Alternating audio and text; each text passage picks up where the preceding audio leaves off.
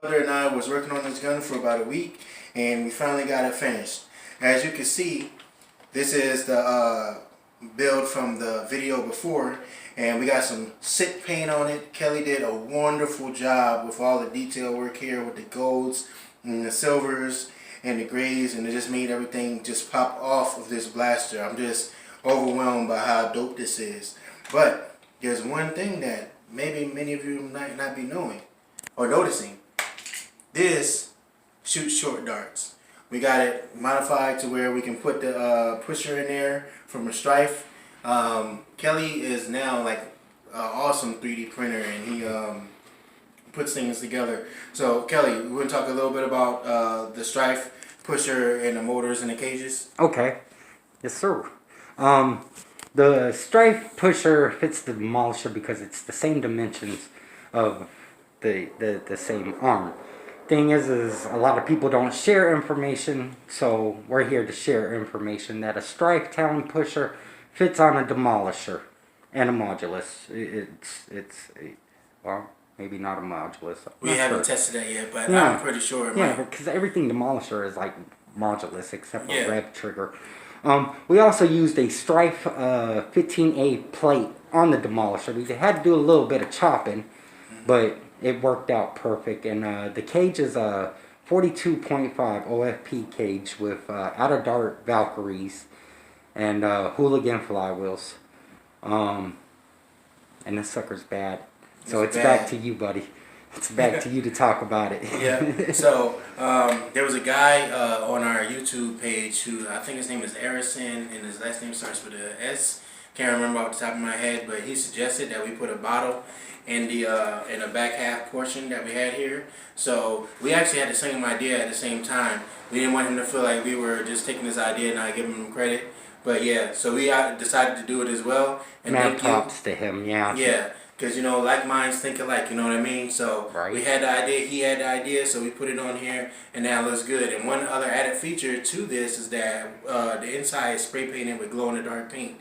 So once you get this charged up in the light, you turn the lights off, and it'll glow green in the back as if it's some type of nuclear alien power force or ammo that just, like, strikes aliens down with one swift blow. Now, here's the craziest thing that we found about this blaster. We have no idea what to name it. I like deploy-ish, but that's so childish. And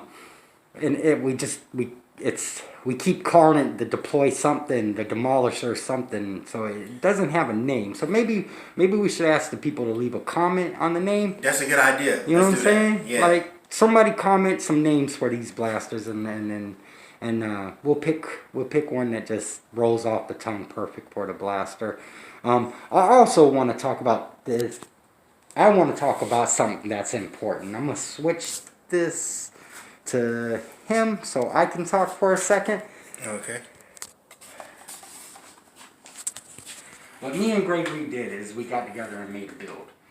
We lived during a hard time where everybody's talking about social gathering and stuff like that. I've been very down the weather, I guess you would say, especially in this hobby. Even though I produced things, I wasn't feeling like, you know, the right amount of enthusiastic, I guess you would say. And Gregory came into town, and he was my building buddy before he left to Korea. And when he left, I kind of lost the interest of actually doing old school mods. If y'all notice, I've been doing a lot of 3D printed kits and mixing them up, but I don't ever do old school like this anymore, and that's why it was important. So I like to challenge everybody, not just Nerf Life, but everybody in the Nerf community, to grab a friend and spend a week building a blaster. You know, even if you have to wear a mask. You see, I got a mask on. We wear masks around each other if we're close. If we're not close, we pull it down off of our noses and breathe like normal people. So I'm not going to sit here and tell you about the safetyness of all that stuff, because that's not my part to tell you. But I do suggest you to, in this day and time, family member or a friend get together and make a build and show it off to us, man. You can leave it in Nerf Life on the Facebook group page and show it off to us. Because I really would like to see more collaborations between people instead of people, oh, I'm so great, I have to build this. But then everybody likes to put their I would have, you should have.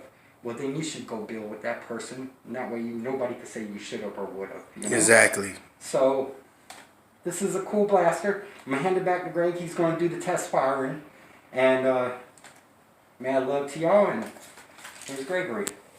Oh, and also we forgot to mention this stupid wrap. This wrap is so dope. Feel it in my hand. Kelly wrapped this right before and have it give it that almost like, you know, like this person uses this a lot and he done worn down the handle so much he had to wrap it so that it could feel comfortable in his hand. I gotta wrap handles. I don't know why. So, it's always been a thing, you know that. I used to do it with the hemp cord and then the paracord, and now I'm doing the towels, rips and shit. Yeah, so it's super dope and it feels really good in the hand. Like I'm not even like making that up. It's a really to the right side because you are left-handed. Yeah, it's a really good texture and it feels nice. It really does. All right, now for our test fire. Last stick. Oh, you're gonna get me. Did you cock it? Yay! Hey. There we go. Woo! And ladies and gentlemen, so cool. That's a deployish. Yep. Help us think of a name. Show some love. Hit the like button and hit subscribe. Hit subscribe.